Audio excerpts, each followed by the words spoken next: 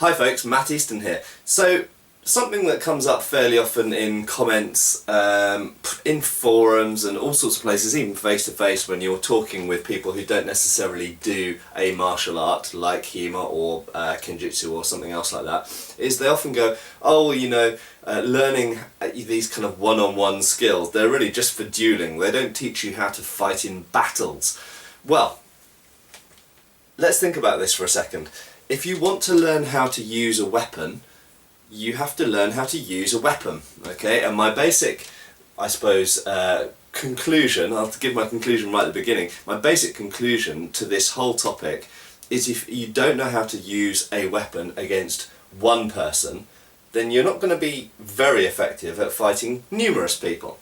Generally speaking, fighting in a melee situation, whether it's a skirmish or a battle indeed, can be more complicated and more challenging than fighting one opponent.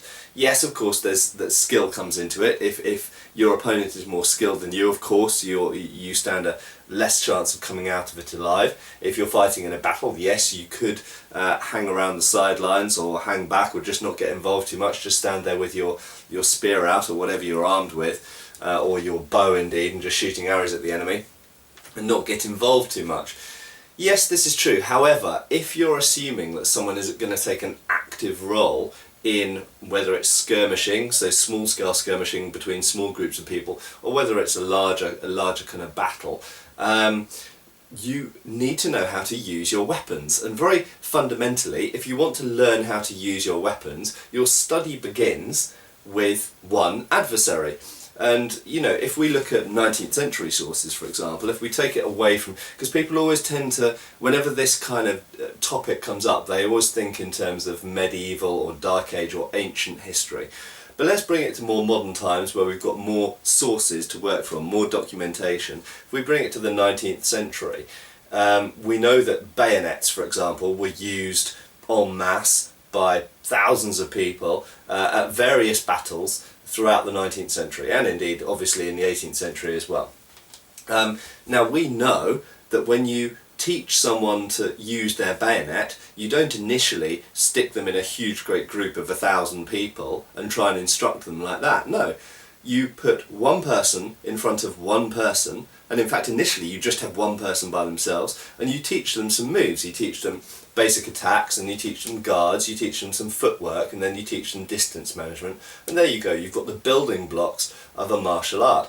Then you take someone else and you have fixed techniques, and they both have set piece. You have one person plays the attacker and one person defends against that attack and then attacks back, and they play that role, and then they change over, and so they both get a part of that technique, and then you try a different technique and you build up their repertoire like that. And then eventually, once they're ready for it, in many martial arts, not in all, but in many martial arts, and bayonet fencing included, they then put on protective gear and they spar, they fence essentially. Okay, so they have although there are a fixed set of rules and they're using safe weapons, they're learning to essentially practice techniques against a less compliant partner, a less compliant training partner. And that's really what a sparring opponent is.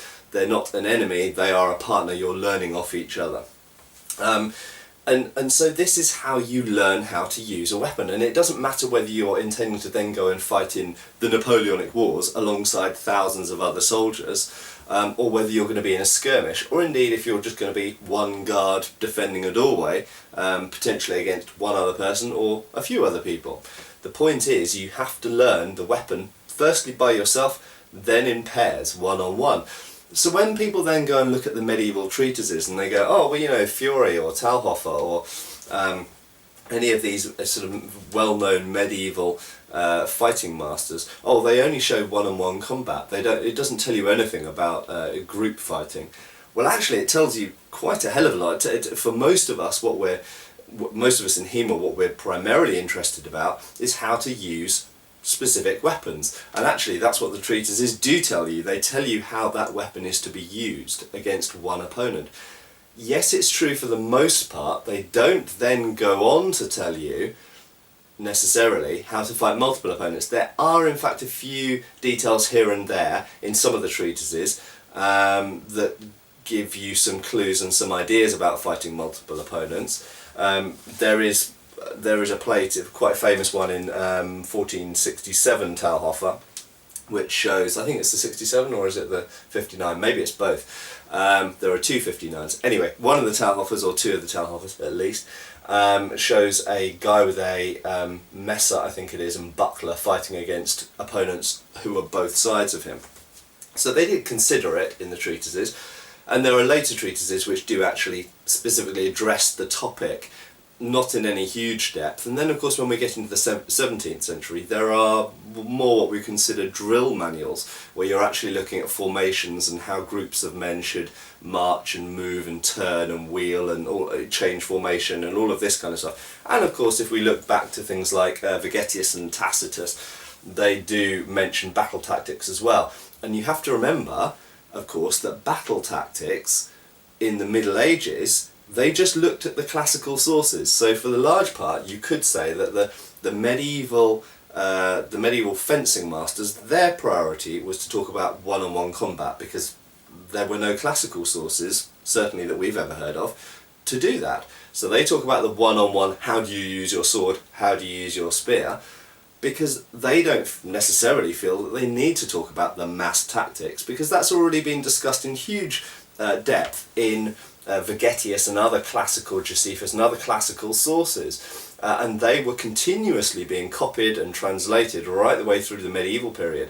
So any kind of cultured medieval gentleman, or anybody who was involved in the profession of war at a more studied scholarly level, would have read these ancient Roman and Greek sources, and that was fundamentally where they kind of considered the Romans basically knew how to do it, so we will copy some of what they talk about. In actual fact, they never did anything really as complex and as Roman battle tactics until we get probably into about the 16th century.